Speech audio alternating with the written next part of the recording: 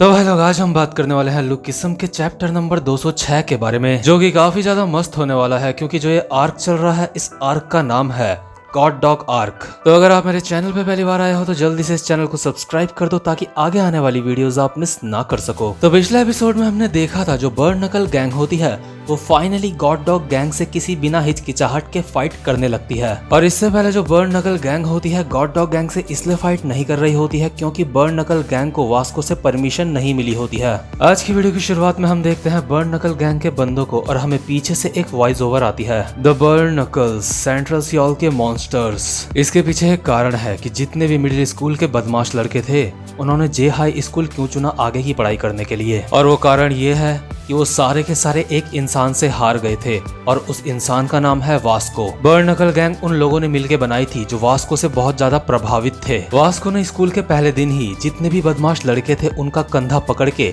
अपने shoulder grab से उनको सबक सिखाया था। वास्को ने इन सारे बदमाश लड़कों को बस एक ही बात बोली थी, अगर तुम मुझे सिगरेट पीते हुए स्कूल में दिख गए तो तुम मुझसे बहुत ज्यादा पिटोगे। लेकिन वास्को को शायद एक बात नहीं पता थी कि स्कूल में वैसे भी सिगरेट पीना अलाउड नहीं है और 18 साल से नीचे के लड़के वैसे भी सिगरेट नहीं खरीद सकते। वास्को को उस समय ये बात नहीं पता थी, लेकिन अब वास्को को ये बात पता है। खैर, इस तरह से बनी थी बर्न नकल की फर्स्ट जनरेशन। इसके बाद सीन वापस से प्रेजेंट मोमेंट में आता है और हम देखते हैं जो बर्न नकल होती है अभी गॉड डॉग के बंदों को बहुत ही कुत्तों की तरह मार रही होती है, क्योंकि बर्न नकल के सारे बंदे सच में मॉन्स्टर्स होते हैं। और मार्क नाम का गॉड डॉग का बंदा जो होता है अपने मन में सोच रहा होता है, नहीं ऐसा नहीं हो सकता, ये लोग इतने ज्यादा ताकतवर कैसे हैं। और यार जो बर्न नकल गैंग का वुंग नाम का बंदा होता है वो गॉड डॉग गैंग के होप पार्क जितना ही ताकतवर होता है, और होप पार्क अपने में ही गॉड डॉग गैंग का एक बहुत ही ज्यादा ताकतवर बंदा है। हालांकि वो लोगन ली से हार गया था, लेकिन अपनी बर्न नकल में वुंग से भी बहुत ज्यादा पावरफुल बंदे हैं और बर्न नकल में बंदों की कमी नहीं है जो बहुत ज्यादा खतरनाक है। बर्न नकल में ईरा नाम का भी एक बंदा है जिसको द नट क्रैकर भी बोलते हैं, और इस बंदे के नाम से ही पता चल रहा है ये नट्स को क्रैक करने का काम करता है, जैसा कि आप इस फोटो में देख सकते हो। ये बंदा बहुत ही बदतमीजी से फाइट करने के लिए बहुत ज्यादा फेमस है। ये बंदा कभी किसी का सर फोड़ देता है तो कभी किसी के अखरोट तोड़ देता है। इसके बाद हम देखते हैं बर्न नकल के क्यूट डक को, जो कि लुकिज्म के यूनिवर्स में होने के बावजूद भी ड्रैगन बॉल जी के यूनिवर्स का बंदा लगता है। अभी हम देखते हैं जो क्यूट डक होता है अपने हाथ में एक बत्तख की एनर्जी को इकट्ठा करता है और इस एनर्जी को गॉड डॉग के एक बंदे के मार देता है, और इस अटैक का नाम होता है पावर स्ट्राइक। और क्यूट डक तो सिर्फ 7 मिनिस्टर्स में से एक बंदा होता है, ऐसे 6 और बंदे होते हैं क्यूट डक के जैसे। अभी हम देखते हैं जो क्यूट डक है उसने काफी सारे गॉड डॉग के बंदों को धो डाला होता है, और हमें क्यूट डक के हाथ में कुछ एनर्जी सी दिख रही होती है, क्योंकि जो हमारा क्यूट डक है वो अपनी बॉडी की को खुद कंट्रोल करता है। और जिसको नहीं पता कि की क्या होती है उसको मैं बता देता हूँ, की मतलब जैसे नारुतो में चाकरा होता है वैसा ही की होती है।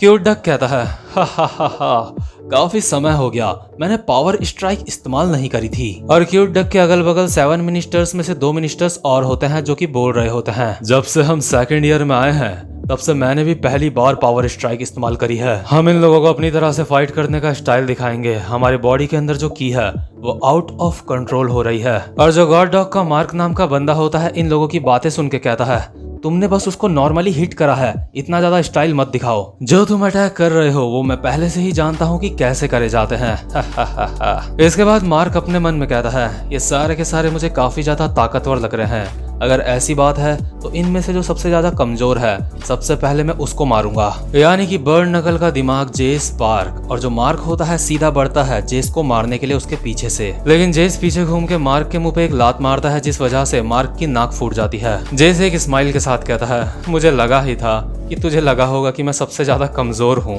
लेकिन असल में जो हमारा जेस है वो बर्न नकल का 2nd नंबर का सबसे ज्यादा पावरफुल बंदा है। अभी जो जेस लोगों का ग्रुप होता है वास्को की परमिशन मिलने के बाद वो गॉड डॉग की अच्छे से धुलाई करता है। इसके बाद सीन शिफ्ट होता है और हम देखते हैं पेट्रोल पंप का सीन। यहाँ पे लियोन ली अभी लड़की की ड्रेस निकाल के वापस से अपने लड़के वाले रूप में आ जाती है, और हम देखते हैं जो वास्को होता है उसने अकेले ही जिन जैंग के साथ जितने भी गॉड डॉग के बंदे होते हैं अकेले ही इन सबकी धज्जियां उड़ा दी होती हैं। और ये देख के लियोन ली काफी ज्यादा हैरान होती है, और जिन जैंग अभी वास्को को देख के काफी ज्यादा डर जाता है और वो वास्को के सामने अपना सर टेक देता है। जिन जैंग वास्को से भीख मांगते हुए कहता है, मुझे माफ कर दो वास्को, ये सारी की सारी गलती मेरी है, प्लीज मेरी वजह से मेरी गैंग के बाकी बंदों को मत मारो। लेकिन जिनजैंग सिर्फ ये एक ड्रामा कर रहा होता है क्योंकि उसको पता होता है कि वास्को एक इमोशनल फूल है। उसको अगर इमोशनली वो मैनिपुलेट करेगा तो वास्को आराम से बेवकूफ बन जाएगा। जिन स्माइल करते हुए अपने मन में बोल रहा होता है वास्को अब तू क्या करेगा, अब तू हमें मार नहीं सकता। अभी के लिए मुझे इस वास्को को बेवकूफ बना के यहाँ से निकलना होगा। इसी तरह से तो मैं आज इतना बड़ा गैंगस्टर बना हूँ। जैसी बातें वास्को करता है अगर मैं वैसी ही बातें वास्को से करूंगा तो वास्को मुझे मार नहीं सकता। अगर मुझे बर्ड नकल ज्वाइन भी करनी पड़ जाए तो मुझे कोई भी परवाह नहीं है, मुझे बस सरवाइव करना है।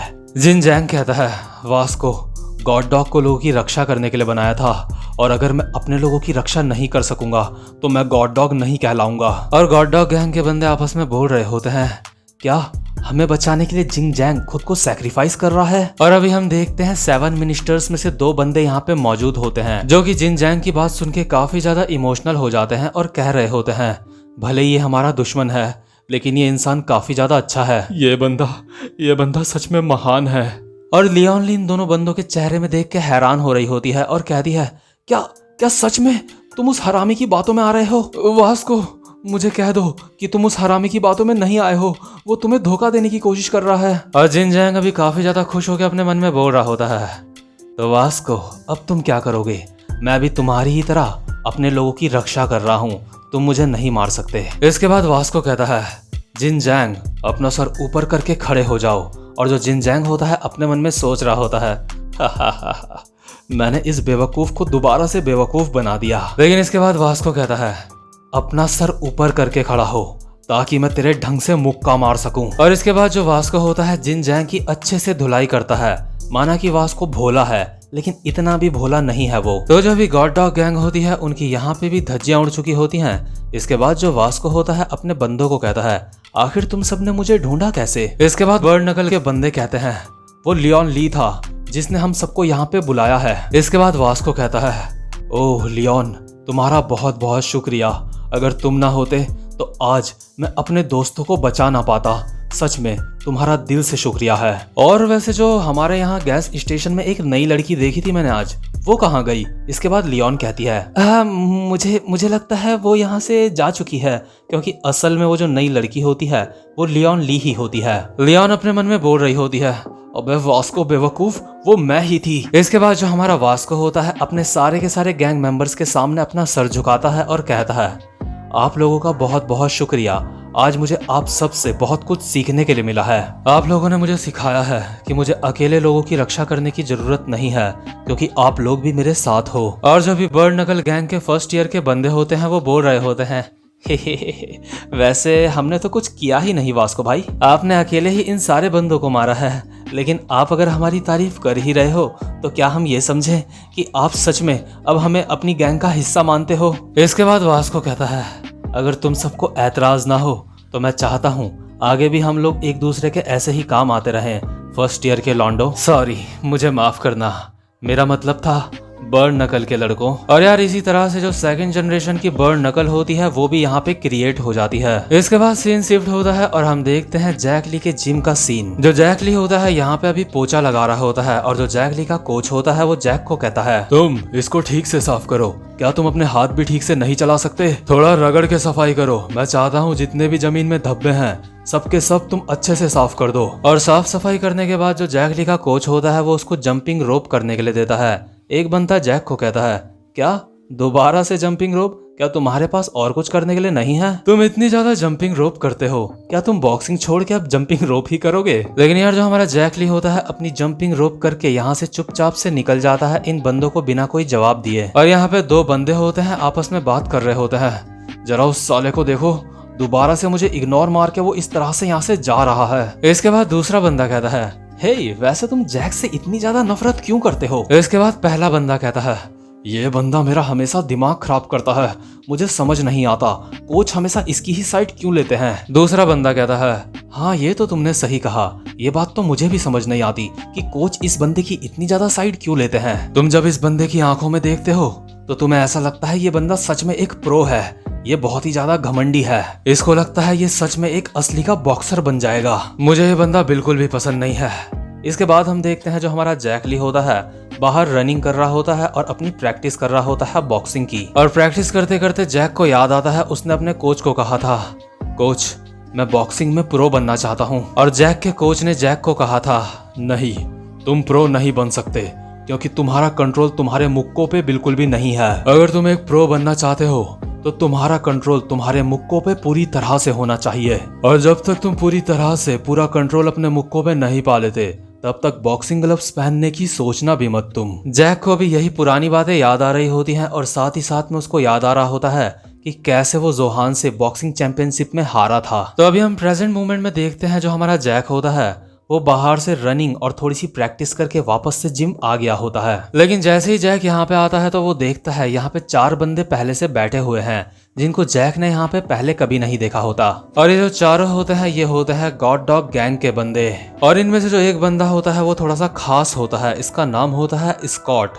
और ये जो बंदा होता है ये गॉड डॉग का 4 एग्जीक्यूटिव में से एक बंदा होता है। और ये जो स्कॉट नाम का बंदा होता है ये भी एक बॉक्सर होता है और इसीलिए ये यहाँ पे बॉक्सिंग जिम आया होता है। स्कॉट बॉक्सिंग में इतना ज्यादा अच्छा होता है कि जल्दी ये ओलंपिक गेम्स में भी जाने वाला होता है। और अभी हम देखते हैं जो स्कॉट होता है अकेले ही यहाँ जैक वाले जिम में 2 बंदों से अकेले ही बॉक्सिंग कर रहा होता है और अकेले ही इन दोनों को वो धूल चटा देता है। और स्कॉट को देख के जो उसकी गैंग के बंदे होते हैं अपने आप में बात कर रहे होते हैं, वो स्कॉट सच में काफी ज्यादा कमाल का है। स्कॉट ऐसे ही नहीं ओलंपिक का सबसे ज्यादा यंगेस्ट कैंडिडेट है, लेकिन स्कॉट आज यहाँ इस जिम में क्यों आया है। इसके बाद हम देखते हैं जो स्कॉट होता है उसने जिन 2 बंदों को मारा होता है वो रिस्पेक्ट देते हुए उन्हें कहता है, बहुत अच्छे लड़कों तुमने काफी अच्छी फाइट दी। और जो दोनों बंदे जमीन में गिरे होते हैं वो कहते हैं, हाँ आपका बहुत बहुत शुक्रिया। और यार वैसे जो स्कॉट होता है वो यहाँ सियोल में सिर्फ वास्को को मारने के लिए आया होता है, लेकिन उसको पता चल चुका होता है कि जो जैक है वो हमारे वास्को को किसी तरह से जानता है और इसीलिए वो इस जिम में हमारे जैक से भी मिलने आया होता है। इसके बाद जो जिम का एक बंदा होता है वो जैक को कहता है, ओए जैक क्या तू इसको जानता है। जैक कहता है, नहीं मैं इसे नहीं जानता। दूसरा बंदा कहता है, तो फिर ये तुझे ढूंढ क्यों रहा है, क्या तूने कोई गड़बड़ करी है। जैक कहता है, अबे अपना मुंह बंद कर, मैं इसे नहीं जानता। इसके बाद जो स्कॉट होता है रिंग के ऊपर से अपनी मुंडी घुमा के जैक को कहता है, ओए मुझसे डर मत, यहाँ पे मैं तुझे डराने के लिए नहीं आया हूँ। तो वास्को का दोस्त है ना, क्या तेरे पास उसका मोबाइल नंबर है। लेकिन जो जैक होता है अभी वो स्कॉट को पूरी तरह से इग्नोर करते हुए अपनी स्ट्रेचिंग कर रहा होता है। जैक कहता है, नहीं मेरे पास उसका नंबर नहीं है, खुद जाके उससे बात कर ले तू।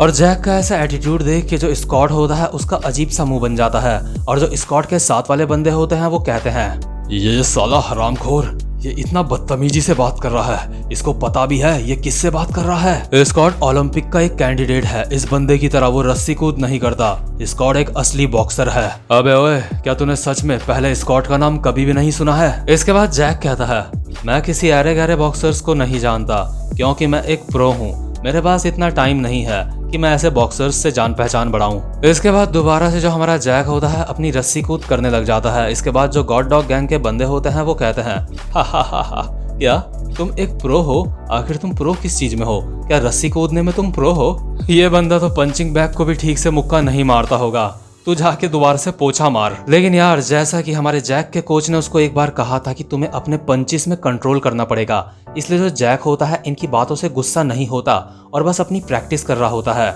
लेकिन इतने में जो स्कॉट होता है अपना बॉक्सिंग ग्लव फेंक के सीधा हमारे जैक के सर में मारता है। स्कॉट कहता है, अच्छा तो तू एक प्रो है, आजा रिंग के ऊपर आजा और मुझे भी दिखा तू कितना बड़ा प्रो है।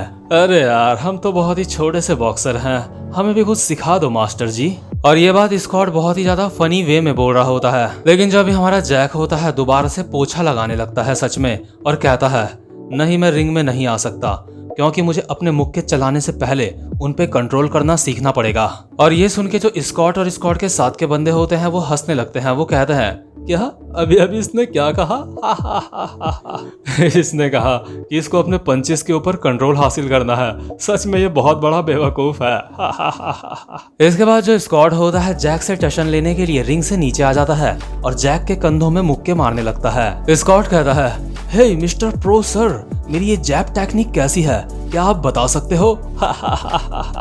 लेकिन जो हमारा जैक होता है वो कुछ भी जवाब नहीं देता, वो चुपचाप से अपना पोछा लगा रहा होता है। स्कॉट दोबारा से जैक को परेशान करते हुए कहता है, हे मिस्टर प्रो सर, आपको क्या लगता है क्या मेरा मेरे मुक्कों के ऊपर कंट्रोल है या नहीं है, लेकिन आपने खुद पहले बॉक्सिंग करी भी है या नहीं। हा हा हा हा हा। इसके बाद स्कॉट जैक की गुद्दी में एक रैपट मारता है और कहता है, हे मिस्टर प्रो सर, मेरा ये हुक अटैक कैसा था? अब मेरी बात ध्यान से सुन ढक्कन प्रो, मुझे चुपचाप से बता दे कि वास्को किधर है, नहीं तो मैं तेरा मार मार के बहुत ही ज्यादा बुरा हाल कर दूंगा यहाँ पे। लेकिन यार जो अभी हमारा जैक होता है ना, वो अब भी कोई भी आंसर नहीं देता। जैक चुपचाप से खड़ा होता है। स्कॉट कहता है, अबे तू रो तो नहीं रहा है? अरे भाई यार रो मत यार, मेरी बात का बस जवाब दे दे मुझे। और यार क्योंकि स्कॉट के इतना ज्यादा परेशान करने के बावजूद भी जैक ने स्कॉट के ऊपर हमला नहीं करा होता है, और इसीलिए जो जैक का कोच होता है वो जैक के सामने आता है और उसको उसके बॉक्सिंग ग्लव्स दे देता है और कहता है, जैक तुम्हें देख के लग रहा है कि तुमने अपने मुक्कों के ऊपर फाइनली कंट्रोल पा लिया है। वेल, मेरे हिसाब से अब तुम एक प्रो बन चुके हो और तुम्हें कोई भी दिक्कत नहीं होगी इस बंदे से फाइट करने में। और जैक के कोच की ये बात कहते ही अभी फाइनली जैक के चेहरे में एक स्माइल आती है। जैक स्कॉट को कहता है, अबे ओए नौसिखिए, अपना हेड गियर पहन ले और आजा रिंग में, तुझे दिखाऊं कि बॉक्सिंग कैसे करी जाती है। तो भाई लोग इसी के साथ ये वाला चैप्टर यहीं पे खत्म होता है। अगर आपको ये वीडियो थोड़ी भी अच्छी लगी हो तो चैनल को सब्सक्राइब और वीडियो को लाइक जरूर से कर लेना। अब मैं मिलता हूँ आपसे अपनी नेक्स्ट वीडियो में, तब तक के लिए गुड बाय।